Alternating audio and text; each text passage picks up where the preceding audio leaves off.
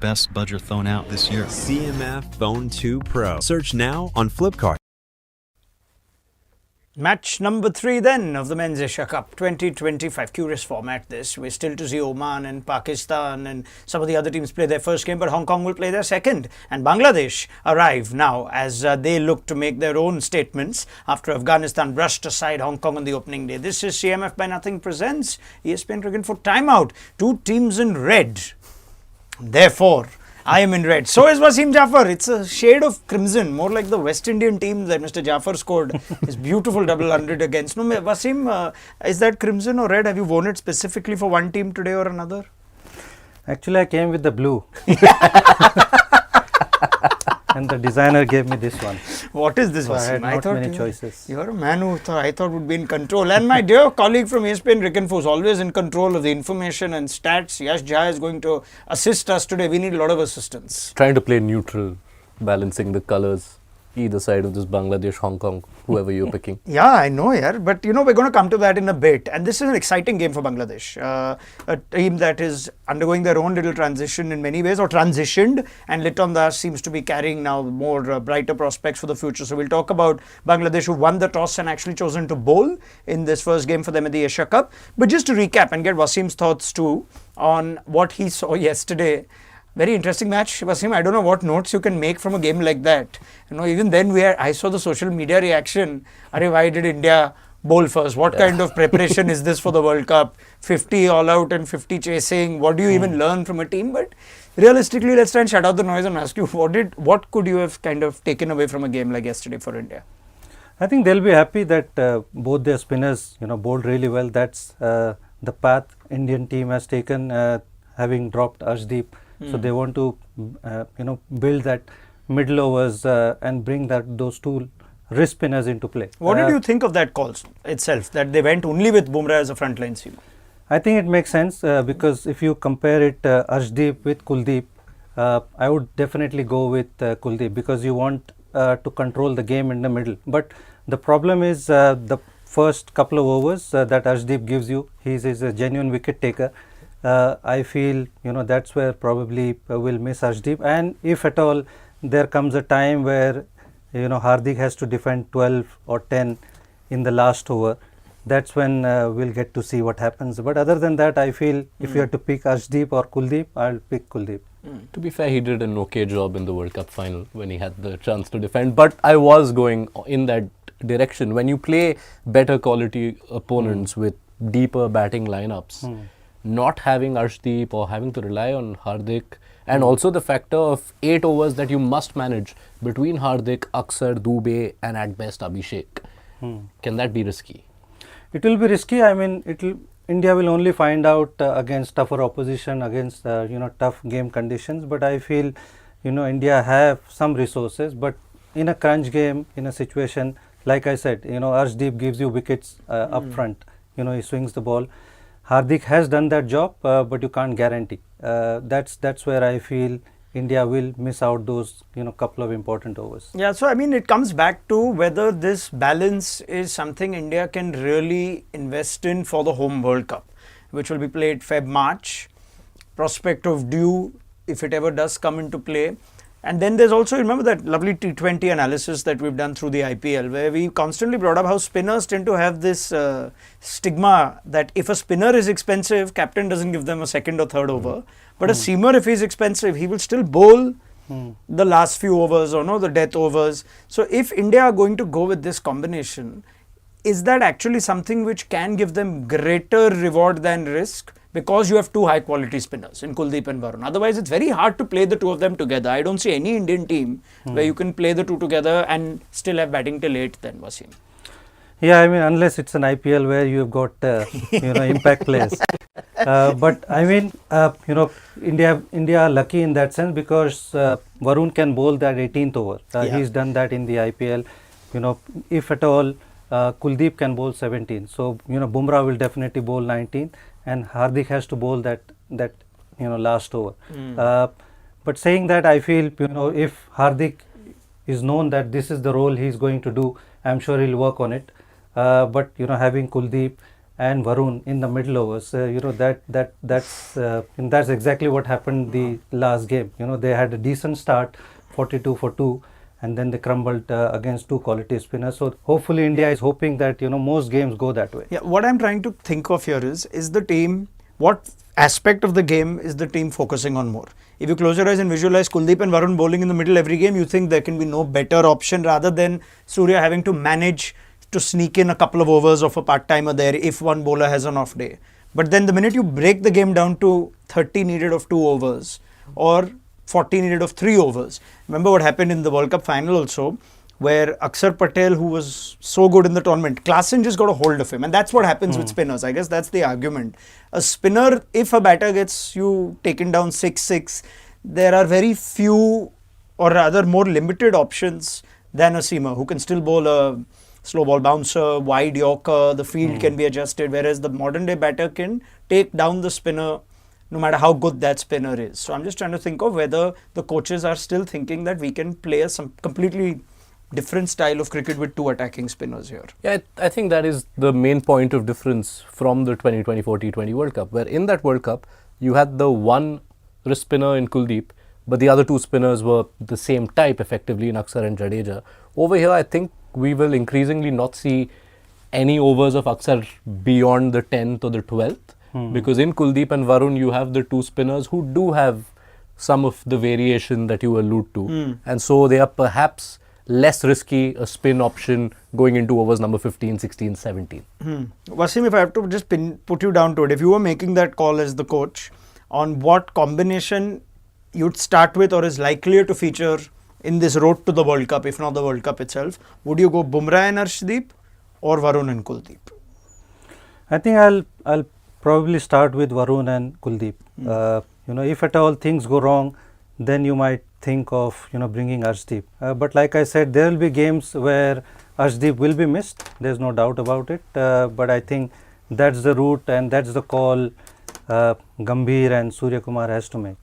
Okay, that was one big talking point, which was the balance of this team. And I must say there were a few googlies thrown by the 11s that were selected. We did not necessarily perhaps get that surprised by Kuldeep and Varun. We thought maybe India will use this tournament to see if the 2 of them, how they go together, even if it's at the cost of a seamer. But I don't know how many of us said that Samson will still play even though he won't open. I could certainly see continuing with Samson if they would have said, no, we'll keep the vice captain on the bench, let him earn his place. Yeah. But I was surprised by that. I can confirm. I went through every piece of video analysis we've done since the squad was announced. Only 2 members in the Cricinfo universe said that Samson will feature despite not opening. One was Nagaraj Golapudi, the other was Syed Hussain. Well done to our colleagues, and actually that surprises me also. Yeah, and that doesn't surprise me, funny enough. Syed and Naga, if you all are listening. But I'm very happy for Sanju, because if you ask him that would you rather try this completely different role and be in the 11 than wait for your role to open up and be on the bench, I know what he'd pick. But what did you make of just the thinking behind that decision? I think I like the move. Sanju hasn't done anything wrong to be dropped, even though you got to play Shubman because he's a vice captain. I think it will look silly if a vice captain is sitting on the bench. So I think it makes sense, and I'm really happy for Sanju because he would have sat out for nothing that he has done wrong. I think if the first wicket falls quickly, for example, if Shubman gets out quickly, there's no harm in sending him as number 3. See, that's what we discussed yesterday. Akash and Bangar were not biting. Thank God I got rid of them and got Mr. Jaffer over here. Please carry on. Wasim. So I feel there's a scope for him to bat at number 3. If not, then he can slot it down to number 5. And I think like Hardik, if you tell him that this is your role, Sanju is good enough player to adjust to it. He's a big hitter of the ball, very good player against spin. So I think he'll adjust to that role. So I quite like the idea that if he's not batting open or number 3, he's good enough to adjust to that number 5 or 6 as well. Yeah, that second part is what of course we'll all be interested to really sample, because what you mentioned as that number 3 in case you lose an early wicket makes the case for Samson greater. But the sample of Samson batting in the middle order, I know he started his career there, but that now is more than a decade ago.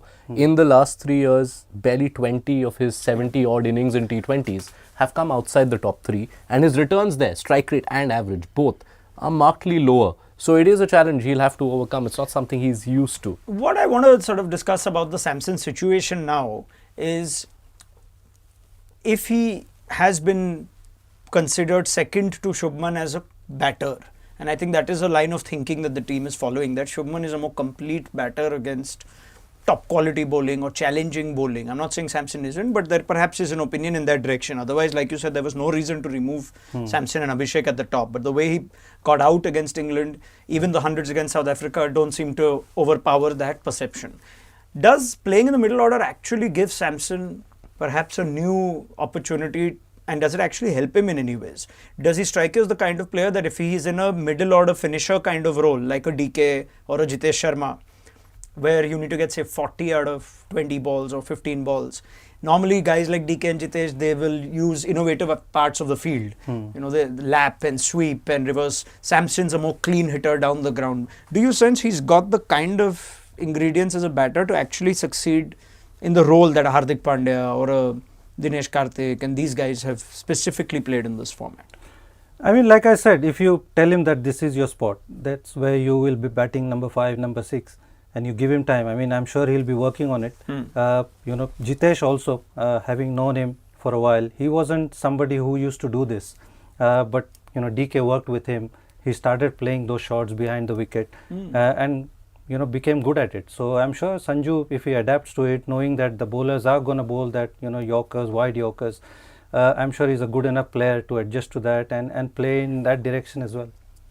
All right. On that note, that is a more sort of reflective analysis after the shock we might have had yesterday of some of the things that the team gave. But let's hope that Samson gets a long run. That's what we'd like to see. It's a difficult enough job to be flexible up and down the batting order. Let's hope he gets a long run over here.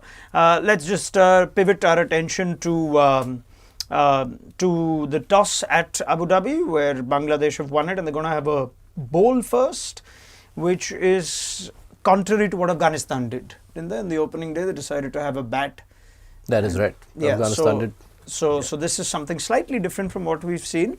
Let's talk a little bit about Bangladesh over here and just give us the lowdown on just those of us that may not have followed Bangladesh's recent form and path. And there's some big news as well in terms of which direction they've gone in with Liton Das as captain. Yeah, there is a marked difference. But I guess before we start looking ahead or even looking at the present, it's worth just going back to the past, because Bangladesh were easily the most improved or most improving side in international cricket in the 2010s.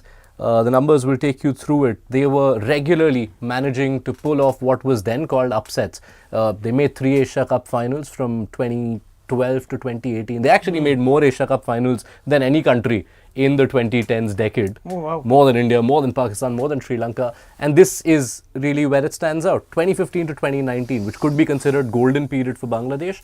At the multi-team events, 44% win rate. That included famous scalps. England at the 2015 ODI World Cup, New Zealand at the 2017 Champions Trophy. They were regularly beating Sri Lanka and Pakistan at Asia Cups and setting up title meetings with India. But where you would have thought that they will kick on to further highs, if you look at this decade, there's been an unfortunate regression. They have not actually made it deep enough at any tournament. They managed to get to the Super 8s of last year's T20 World Cup. That was effectively a knockout against Sri Lanka in the group stage. That took them there. But in the Super 8s, they couldn't compete against any side. So what I want to ask you, Wasim, is when a team which is on its rise, which is on its way up, and also has the similar set of players who played between 2015 till just about a couple of years ago, why were they not able to kick on? Well, I think, first of all, I feel that their, bigger name players, like Shakib, Mushfiq, Mahmudullah, even Tamim, they didn't had an outstanding, barring Shakib, I think in 2019 World Cup, they all 4 or 5 guys never had an outstanding tournament. They didn't win games on their own, and I think you found them missing those big names in the ICC events. On top of that, the coaches kept changing, the squad kept changing, other than those 4 or 5 guys. So that continuity, I feel, affected them.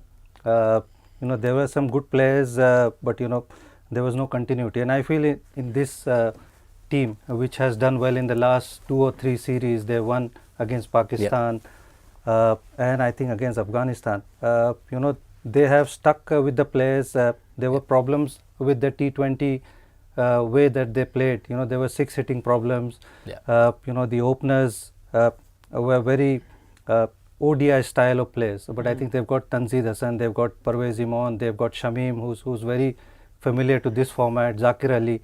So I think they've kind of understood that they needed to make a change. They need to play in certain way. And I think the look of this team, I feel, gives me positive signs. This is the brilliance of Wasim returning. He's so used to our setup. He already tees us up into our next points of discussion. Go for it, Ja. Because that update of their batting template and their approach becomes a significant part of the Bangladesh conversation. Bangladesh have never been a 6 hitting side in T20s, and the next set of numbers we run on our screen will show you exactly that. Because from 2006 all the way up to 2023, Bangladesh, among all full members, were by far the worst 6 hitters, less than 4 sixes per innings. But that has seen a sea change. They went at more than 5 sixes per innings last year and are nearly 8 sixes per innings this year. That gives you that number of 6.1 in the last 2. And just the volume of sixes. Yes, you can say that in past decades, 6 hitting wasn't as big, but even as recently as 22 and 23, they were barely hitting sixes. Almost double the number, and we're only halfway through 2025. And of course, it's had an impact on just how much more they score. In their scoring rate. There's quantitative improvement, but there's been qualitative upgrading as well. We see more shots down the ground. We see more sixes square of the wicket. You've been around Bangladesh setups, Wasim, in the last few years, the under-19s, the A sides. Has there been a conscious effort at improving this aspect of Bangladesh's game? Yeah, without a doubt. They always used to talk about that they don't have players who can do that. Yeah, I remember Sabir Rahman was one of them. Yeah. They didn't stuck with him. Again, he was part of that, chop and change. He was promising. But they always talked about they didn't had that quality where they can come in and win games when they needed 40 or 50 in the last 4 or 5 overs. But now they've stuck with Shamim, they've stuck with Zakir Ali. Tanzid is more suited to this format, Parvez Imon. So I think they're going in the right direction. Again, that leg spinner, Bangladesh was one of the teams for so long that never had any wrist spinner. Yeah. They always played with Shakib, they played with Mehdi, even Mahmudullah was there before. But now they made a conscious effort of having, bringing Rishad and sticking with him. So I think they're going in that right direction, and hopefully that will reap them rewards. Yeah, we don't associate them as proficiently with the 6 hitting aspect as we perhaps should. When you worked with the A team, those were years what, 2022 and 3? Yeah, 2019 till 22-23. Just as the decade changed, so it's not Wasim's fault, those numbers. He worked with the A team and the under-19s. Yeah. Now, we've seen here, at least just across the border, if you look at how India have just opened their game up in terms of range hitting, 6 hitting, power hitting has gone through the roof, even from 13, 14-year-olds now, on the back of the last IPL. What was it that you noticed when you worked with Bangladesh? And you worked, I think, with a number of these players now that are becoming regulars in the T20I squad. What was the sort of change? What did you see that's stopping them from becoming power hitters, to what sort of tweaks you now see them making? I think now, obviously, most of the cricketers, not just from Bangladesh, everybody wants to prioritize T20 cricket. I feel the infrastructure also pulls them back because they don't get the facilities that we get. The kind of wickets that you want to play, all those shots. Mirpur, the practice wickets doesn't allow them. Only the elite players get to practice on the stadiums and on the good wickets. So I think that's one of the major reasons that the quality of infrastructure for the players below is not up to the mark, and hopefully that as improves. a batting coach, you know that if you want to work on power hitting, the one thing you want is good training facilities. Definitely. So that's where they lag behind, and hopefully hopefully they pick it up, and that should show results. And it's not like the in-game conditions historically have been conducive to big hitting. Bangladesh and the nature of surfaces that they have in white ball internationals often come into questioning. It's always been those slow pitches, at times a 6-7 run per over game is par. So that has been a challenge, but this generation, Tanzid, Parvez, Shamim, Jaffer, just to draw a comparison, these four, this is the six-hitting quartet in this side, they average a 6 every 15 balls between them per innings. If you think of the golden generation quartet, and I know it's different times, so it's not the fairest comparison, but the quartet of Shakib, Tamim, Mahmudullah, Mushi, they hit a 6 every 33 balls in T20s. Yeah, those were of course batters like we discussed even with regards to India or Pakistan. Those were batters that grew up on the 50-over diet of cricket. Preserve your wicket, build an innings, stay till the end, and that psychology has changed from a different generation. And maybe, if it's fair to say, as good as those players were, might be a good thing for Bangladesh for these players to just not be in that shadow. Otherwise, you're always looking at a Shakib, you're looking at Mahmudullah and taking cues from them. Do you sense that this could actually be a really good and golden period for them under Liton Das, or a promising period at least under Liton Das?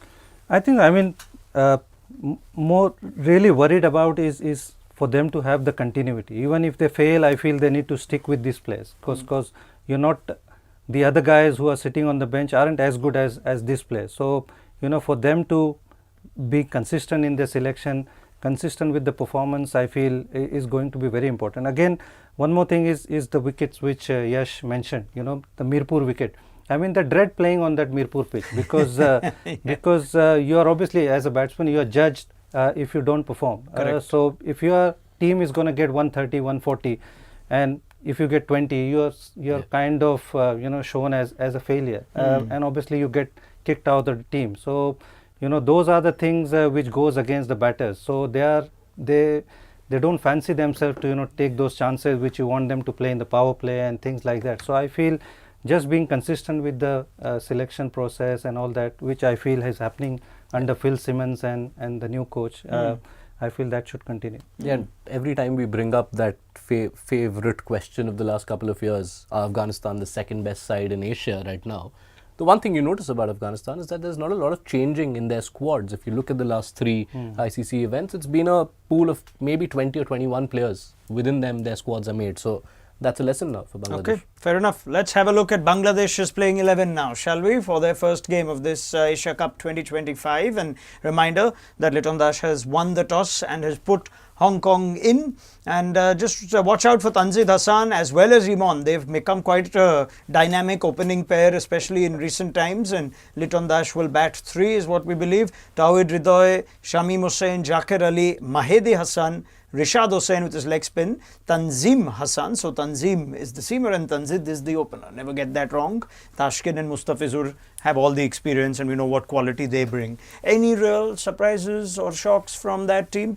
Not really. I think this was the expected lineup. I was having a word with our Bangladesh correspondent Isam, and he'd said this is what he sees them going with. Always worth clarifying that Mehdi Hassan Miraz is not in this squad, which many would have thought. That is not that player. Mahedi Hassan instead, who performs a very similar role. You can expect him to bowl some power play overs, along with Taskin, who's been superb in the last couple of years. And Rishad through the middle, and Tanzim and Fiz are their primary options. They are, of course, bowling first here, Wasim. Yeah. So all the chat has been about Bangladesh having upped their game as a 6-hitting batting unit. But first things first, Mustafizur, Taskin, Tanzim Hassan, who we saw quite impressively in the World Cup too, as well as Rishad Hussain. That's pretty good bowling lineup as well. It is, yeah. I mean, their fast bowling is damn good. Shariful, another guy who's sitting out. Yeah. Saifuddin is a good all-rounder. So the fast bowling is pretty much sorted. Rishad has been pretty consistent in the last year or so. And Mehdi Hassan, like Yash has said, is a decent off-spinner. He can bat a bit as well. Rishad can bat too. So, it does look very good, strong side on the paper. They are always, they're quite regularly in the group of death in the Asia Cup, as are Afghanistan, as are Sri Lanka. And I think it's fair to say that there will be a number of us that would put Afghanistan, which we've discussed on the opening day, potentially Sri Lanka second given their history in the tournament. But Bangladesh would probably want to enter this tournament with a little bit of pride, a little bit of ego in fact, and try and show that this is not something that should come as no surprise that Sri Lanka and Afghanistan are there. I think this is quite an important tournament for Bangladesh, looking at the home World Cup coming up as well. Do you sense that there could be a bit of a dark horse in this year's Asia Cup? I mean, like I said, if they're stuck with these players and, have the continuity, they should be. I mean, they're potentially very good on the paper. They just need to play, fearless cricket and, once they beat one or two good teams, I feel that confidence will come back, and I'm sure it does give a positive vibes looking at that team. Yeah, and just to add to the vibes, it always helps if as a group, you're a group of individuals who've won something together. A lot of the names we've discussed, both those openers, Tanzid and Parvez, you saw Shamim, you saw Tanzim. These 4-5 of these members in this 11 were part of that under-19 World Cup winning team in 2020, the ones who beat India in a final. Now they're all playing together, and as you mentioned earlier, Raunak, they're playing without the shadows of those legends. So, yeah, maybe this is the tournament for Bangladesh to restart. Yeah, what they would love is just that kind of impressive, dominating win against Hong Kong that we saw from Afghanistan, that India put against UAE. That's what you want from Bangladesh. They don't want an unpolished start to this side. Hong Kong might be better off with the experience of the first game. Now they look to just put up more of a fight, you'd think, and certainly Bangladesh overwhelming favourites. But we shouldn't forget that both Babar Hayat and Nizakat Khan were the two surviving members of the Hong Kong side that actually beat Bangladesh in the World Cup back in 2014 at Chattogram, one of the great moments in Hong Kong's history. So that's something that they at least will have with their experience. Never won in the Asia Cup though, and still searching for their first win. Spinners bowled well. But it's time for the batters now to put in more of a performance. But that is the Hong Kong 11. I don't think there are any changes to that team. Unchanged. All right. Yeah, I guess in some ways it's nice to know that you have a couple of players who've been around 10, 11 years who actually have beaten a Bangladesh. But in your own experience, when these lower ranked teams play the first game, you tend to see slightly more spirit in the second game. Sometimes the first game tends to expose their weaknesses a little more. They're batting first here over in this game today. Do you sense that Hong Kong might be a little more up for this one than the first game against Afghanistan? Yeah, they should keep, I mean, they had scored close to 100 runs. I think they should aim to get at least 140, not aim too high. Babar Hayat is obviously their main guy. Anshuman Rath, somebody who I worked with, he tried to come and play in Vidarbha, and then when I was Odisha coach, he came and played that season.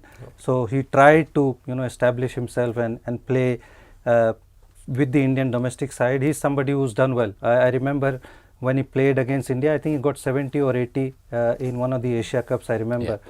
So he's still 25. So he's finding his feet. He's a very good player. So you need those guys, Babar Hayat, Anshuman Rath, Zishan Ali. Those guys, Nizakat Khan, to do well and look to score 140, 150. You never know after that. That's on the batting. They're bowling in the last game, and you thought they did a decent job for 15, 16 overs of that Afghanistan innings. They really conceded a lot at the death. We saw the spinners. There was Ehsan, there was Murtaza, the captain, and Kinchit. They didn't bowl out their quota. Remains to be seen if there are any of the batters who can also offer a little more as spin. Having assessed in game one that the seamers weren't quite hitting their strides, should they look to go spin heavy when their chance to bowl comes? I think so. I think those three spinners have bowled really well in the first game. And this is a big enough ground. It's not a small ground. So, if they can add another 2 or 3 overs from another spinner, why not? I mean, the associate teams always have problem when they bowl in the death. They're not used to, batters coming after them, especially, top sides play against them. So you'll always find them struggling in the last 4 or 5 overs. So if they can get another guy to bowl spin, should be handy. Was it Anshuman Rath who in the last game got dismissed and didn't take a review even though it would have saved him? Wasim, did you have any discussions about him, about just overall game awareness and match awareness? Well, I think this is one of the reasons with associate team, because when they play, they don't get DRS reviews, so they are not used to DRS and all that stuff. So I'm sure he would have realized, and he would be banging his head that he lost, because he always wants to bat. So he would be very disappointed. But this is another chance for him today. Yeah, he's a good boy. He just saw the umpire's finger and just walked off like good boys tend to. All right. On that note, Hong Kong's batters are walking out, and Taskin Ahmed has ball in hand. So let's get first innings predictions from our panel today. Wasim, what do you sense? 140 is what you said they should aim for, but looking at this pretty good and strong Bangladesh bowling lineup, what do you think they'll get? I want them to get 135, 140, make a game out of it.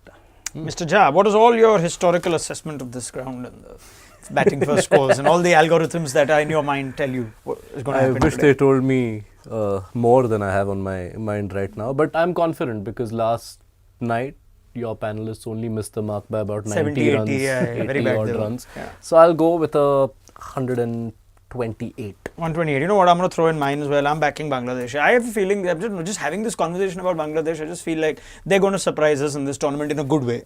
So I'm going to go for Bangladesh being ruthless and getting the job done. So maybe a 60-70 sort of, or at least a double-digit target. Maybe I've given myself 29 more just in case, because looking at your reactions, I got a little bit worried. Okay, on that note, let's see how this game goes. Wasim, Jaffer, thank you so much. Yash, let's pick up the chat with Wasim at the end of the Hong Kong innings, and join us then for CMF by Nothing presents ESPN Cricket for Timeout.